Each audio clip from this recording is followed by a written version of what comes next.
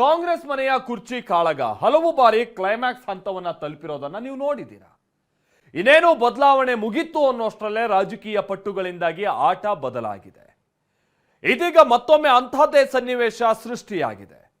ಹೌದು, DCM DK Shivakumar ದೆಹಲಿಗೆ ತೆರಳಿದ್ದು ನಂಬರ್ ಗೇಮ್ ದಾಳ ಉರುಳಿಸ್ತಾ ಇದ್ದಾರಾ?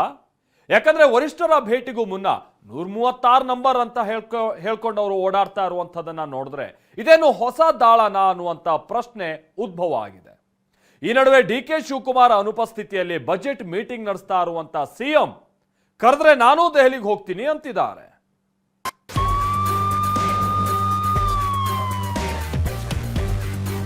ರಾಜ್ಯ ಕಾಂಗ್ರೆಸ್ ಮನೆಯ ಕುರ್ಚಿ ಕಾಳಗ ದೆಹಲಿಗೆ ಎಲ್ಲ ಮಾತಾಡಿದೀನಿ. ಹೋದ್ಮೇಲೆ ಸರ್ಕಾರದ ಕೆಲಸ, ಪಾರ್ಟಿ ಕೆಲಸ, ನಮ್ ಕೆಲಸ, ಎಲ್ಲರ ಕೆಲಸ ಮಾಡ್ಕೊಂಡು ಯತೀಂದ್ರ ಹೇಳಿಕೆ ಬೆನ್ನಲ್ಲೇ ದೆಹಲಿಗೆ ಡಿಕೆ ಕೊಟ್ಟ ಮಾತು ನೆನಪಿಸುತ್ತಾರಾ? ನೋಡ್ರಿ, ನಾನು ಸಿದ್ದರಾಮಯ್ಯನವರು ಏನ್ ಮಾತಾಡಿದೀವಿ ನನಗೆ ಗೊತ್ತು. ಅಸ್ಸಾಂ ಚುನಾವಣೆ ನೆಪ ದೆಹಲಿ ತಲುಪುತ್ತಿದ್ದಂತೆ ಡಿಕೆ ನಂಬರ್ ಗೇಮ್ 136 ಹೈಕಮಾಂಡ್ ಕರೆದ್ರೆ ದೆಹಲಿಗೆ ಹೋಗ್ತೀನಿ ಎಂದ ಸಿಎಂ ಸಿದ್ದರಾಮಯ್ಯ. ಇಲ್ಲಿ ಕರೆದ್ರೆ ಹೋಗ್ತೀನಿ. ವಿಶೇಷ ಅಧಿವೇಶನ ಮುಗಿಯುತ್ತಿದ್ದಂತೆ ಕುರ್ಚಿ ಕಂಪಿಸಿದೆ.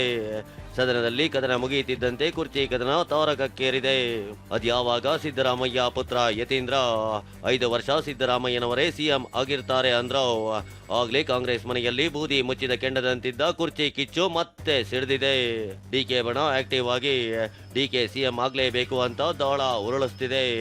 ಈ ನಡುವೆ ಸಿಎಂ ಸಿದ್ದರಾಮಯ್ಯ ಇವತ್ತು ಡಿಕೆ ನಿಭಾಯಿಸುವ ಜಲಸಂಪನ್ಮೂಲ ಮತ್ತು ಬೆಂಗಳೂರು ಅಭಿವೃದ್ಧಿ ಇಲಾಖೆಯ ಬಜೆಟ್ ಸಭೆ ನಡೆಸಿದ್ದಾರೆ. ಈ ಬಜೆಟ್ ಸಭೆಗೆ ಗೈರಾಗಿರೋ ಡಿಕೆ ದೆಹಲಿಗೆ ಹಾರಿದ್ದಾರೆ. ಅಸ್ಸಾಂ ಚುನಾವಣಾ ಉಸ್ತುವಾರಿಯಾಗಿರೋ ಡಿಕೆ ದೆಹಲಿಗೆ ತಲುಪಿದ್ದಾರೆ. ದೆಹಲಿಗೆ ಬಂದಿಳಿಯುತ್ತಿದ್ದಂತೆ ನಂಬರ್ ಗೇಮ್ ಶುರು ಮಾಡಿದ್ದಾರೆ. 136 In your support, sir? Sir, in your support, sir, you are saying that 136 are in your support. 136 ಆದರೆ ದೆಹಲಿಗೆ ತೆರಳುವ ಮುನ್ನ ಫುಲ್ ಬ್ಯುಸಿ ಆಗಿದ್ದ ಡಿಕೆ ಬೆಳಗ್ಗೆ 9:50 ವಿಮಾನ ಟಿಕೆಟ್ ಬುಕ್ ಮಾಡಿ ಕ್ಯಾನ್ಸಲ್ ಮಾಡಿದ್ರು. ಬಳಿಕ 10:55 ವಿಮಾನ ಬುಕ್ ಮಾಡಿ ಅದನ್ನು ಕ್ಯಾನ್ಸಲ್ ಮಾಡಿದ್ರು. ಕೆಲ ಕಾಲ ಏರ್ಪೋರ್ಟ್ ನಲ್ಲಿದ್ದ ಡಿಕೆ ಫೋನ್ ನಲ್ಲೇ ಬ್ಯುಸಿ ಆಗಿದ್ರು. ಮಧ್ಯಾಹ್ನ 12:30 ವಿಮಾನದಲ್ಲಿ ದೆಹಲಿಗೆ ಹಾರಿದ್ರು. ಇದಕ್ಕೂ ಮುನ್ನ ಮಾತನಾಡಿದ ಡಿಕೆ, ನಾನು ಸಿಎಂ ಮಾತನಾಡಿದ್ದೇವೆ ಅನ್ನೋ ಮೂಲಕ ಪರೋಕ್ಷವಾಗಿ ಕೊಟ್ಟ ಮಾತನ್ನ ನೆನಪಿಸಿದ್ರು. ಇದೇ ವೇಳೆ ತಮ್ಮ ಪರ ಮತ್ತು ವಿರುದ್ಧವಾಗಿ ಮಾತಾಡ್ತಿರೋರಿಗೆ ಟಾಂಗ್ ಕೊಟ್ರು. ಯತೀಂದ್ರ ಹೆಸರು ಹೇಳದೆ ತಿವಿದ್ರು. ಗೊಂದಲ ಏನಿಲ್ಲ. ಗೊಂದಲ ಯಾರಿಗೂ ಬೇರೆಯವ್ರಿಗೆ ಇರ್ಬೋದು, ನನಗೆ ಯಾವ ಗೊಂದಲನೂ ಇಲ್ಲ. ನೋಡ್ರಿ, ನಾನು ಸಿದ್ದರಾಮಯ್ಯನವರು ಏನ್ ಮಾತಾಡಿದೀವಿ ನನಗೆ ಗೊತ್ತು. ನಾವಿಬ್ಬರೇ ಕದ್ದು ಮುಚ್ಚಿ ಮಾತಾಡ್ಕೊಂಡಿಲ್ಲ. ನಮ್ಮ ಪಕ್ಷದ ವರಿಷ್ಠರು ನಾವು ಎಲ್ಲ ಸೇರಿ ಮಾತಾಡಿದ್ವಿ. ಆ ಮಾತು ಪ್ರಕಾರ ಇಬ್ರು ನಾವು ಮಾತಾಡ್ಕೊಂಡಿದ್ದೀವಿ.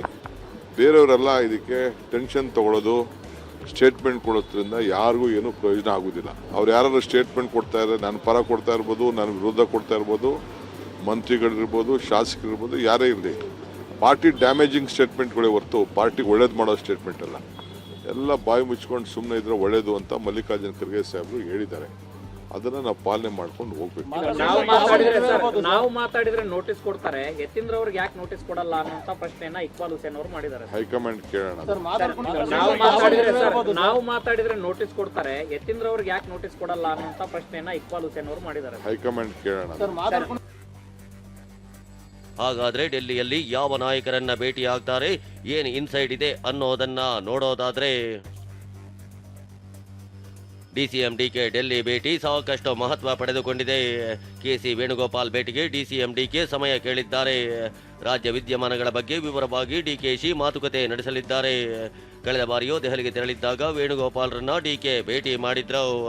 ಇದರ ಮಧ್ಯೆ ರಾಹುಲ್ ಗಾಂಧಿ ಭೇಟಿಗೆ ಇಬ್ಬರು ಕಾಂಗ್ರೆಸ್ ಸಚಿವರು ಸಮಯ ಕೇಳಿದ್ರು. ಆದರೆ ತಪ್ಪು ಸಂದೇಶ ರವಾನೆ ಹಿನ್ನೆಲೆ ಸಚಿವರಿಗೆ ಸಮಯವನ್ನ ರಾಹುಲ್ ಗಾಂಧಿ ನೀಡಿಲ್ಲ. ಈ ನಡುವೆ ದೆಹಲಿ ತಲುಪಿರುವ ಡಿಕೆ ವರಿಷ್ಠರನ್ನ ಭೇಟಿಯಾಗೋ ವಿಶ್ವಾಸ ವ್ಯಕ್ತಪಡಿಸಿದ್ದಾರೆ. ಒಳ್ಳೆ ಕಥೆ ಐತಲ್ಲ, ಇದು ಬಂದ್ಮೇಲೆ ಯಾರು ಫ್ರೀ ಆಗಿರ್ತಾರೆ, ಯಾರು ಟೈಮ್ ಕೊಡ್ತಾರೆ ಅವ್ರು ಭೇಟಿ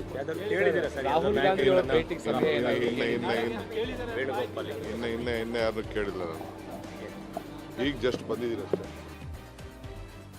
ಆತ ಡಿಕೆ ದೆಹಲಿಗೆ ತೆರಳಿದ್ರೆ ಈತ ಸಿಎಂ ಬಜೆಟ್ ಮೀಟಿಂಗ್ ನಡೆಸಿದ್ರು.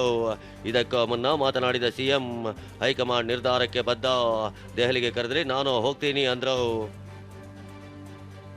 ನಾನು ಅದ್ರ ಬಗ್ಗೆ ಮಾತಾಡಲ್ಲ. ಹೈಕಮಾಂಡ್ನವ್ರು ಏನು ಹೇಳ್ತಾರೆ ಅದನ್ನೇ ಅಂತಿಮ. ನೀವು ಸುಮ್ಮನೆ ಏನೇನೋ ಪ್ರಶ್ನೆ ಕೇಳಿದ್ರೆ ಅವ್ರು ಹೇಳಿದ್ರೆ ಅವ್ರನ್ನೇ ಕೇಳಿ, ನಂಗೆ ಗೊತ್ತಿಲ್ಲ. ಹೈಕಮಾಂಡ್ ಏನು ಹೇಳ್ತದೆ ಅದಕ್ಕೆ ನಾನು ಬದ್ಧ. ಇಲ್ಲಪ್ಪ, ನಾನು ಕರೀದಿನ ಯಾಕೆ ಹೋಗ್ಲಮ್ಮ? ಇಲ್ಲಿ ಕೆಲಸ ಇದೆ, ಬಜೆಟ್ ಪ್ರಿಪರೇಷನ್ ಕೆಲಸ ಇದೆ. ಇಲ್ಲಿ ಕರೆದ್ರೆ ಹೋಗ್ತೀನಿ. ಇನ್ನು ಸಚಿವರಂತೂ ಹೈಕಮಾಂಡ್ ನಿರ್ಧಾರವೇ ಅಂತಿಮ ಅಂತಿದ್ದು ಬ್ಯಾಲೆನ್ಸಿಂಗ್ ಹೇಳಿಕೆಗಳನ್ನು ನೀಡುತ್ತಿದ್ದಾರೆ. ಈ ನಡುವೆ ದೆಹಲಿಯಲ್ಲಿರೋ ಸಚಿವ ಮುನಿಯಪ್ಪ ಸಿಎಂ ಒಳ್ಳೆ ಬಜೆಟ್ ಕೊಡ್ತಾರೆ ಎಂದಿದ್ದಾರೆ. ಮುಖ್ಯಮಂತ್ರಿನ ಆಗ್ಬೇಕಂತ ಏನು ತಪ್ಪಿಲ್ಲ, ಏನು ತಪ್ಪದೆ ಎಂಬಿಷನ್ ಏನು ತಪ್ಪಿಲ್ಲ. ಅದು ಅಲ್ಟಿಮೇಟ್ಲಿ ಯಾರ ಬಗ್ಗೆ ಏನು ಜಗಳ ಮಾಡ್ತಾ ಇಲ್ಲ. ಅಲ್ಟಿಮೇಟ್ಲಿ ಏನು ಹೈಕಮಾಂಡ್ ಹೇಳ್ತದೆ ಅದು ನಾವು ಒಪ್ಕೊಳ್ತೀವಿ ಅಂತ ಹೇಳ್ತಾರಲ್ಲ, ಇದು ಮುಗಿಬೇಕು. ಇದೆ ಬಡ್ಜೆಟ್ ತಯಾರು ಮಾಡ್ತಾ ಇದ್ದಾರೆ ಮುಖ್ಯಮಂತ್ರಿಗಳು. ಒಳ್ಳೆ ಬಡ್ಜೆಟ್ ಕೂಡ ಕೊಡ್ತಾರೆ. ಎಲ್ಲ ಸುಗಮವಾಗಿ ನಡೀತಾ ಇದೆ, ಏನೂ ಗೊಂದಲ ಇಲ್ಲ. 5 ವರ್ಷ ನಮ್ಮ ತಂದೆಯವರ ಸಿಎಂ ಆಗಿರ್ತಾರೆ ಅಂತ ಹೇಳಿ ಅವ್ರವ್ರ ವೈಯಕ್ತಿಕ ಅಭಿಪ್ರಾಯ ಅದ. ಈಗ ಅಲ್ಲ ಅವ್ರವ್ರು ಸಿಎಂ ಆಗ್ಬೇಕಂತ ಭಾಳ ಚೆನ್ನಾಗಿ ಹೇಳ್ತಿರ್ತಾರೆ. ನಮ್ಮ ಮುಖಂಡರು ಆಗಬೇಕು, ನಮ್ಮ ಮುಖಂಡರು, ಅದು ಅವ್ರ ವೈಯಕ್ತಿಕ ಅಭಿಪ್ರಾಯ. ಸದ್ಯ ದೆಹಲಿಗೆ ಕಾಲಿಟ್ಟಿರೋ ಡಿಕೆ ಇಂದು ದೆಹಲಿಯಲ್ಲೇ ವಾಸ್ತವ್ಯ ಹೂಡಲಿದ್ದಾರೆ. ಅಸ್ಸಾಂ ಚುನಾವಣಾ ಸಂಬಂಧ ನಡೆದ ಸಭೆಯಲ್ಲಿ ಭಾಗಿಯಾಗಿದ್ದಾರೆ. ಬೆಂಗಳೂರಿನಿಂದ ಈರಣ್ಣ, ಪ್ರಸನ್ನ ಜೊತೆ ಮಹೇಶ್, TV9 ದೆಹಲಿ.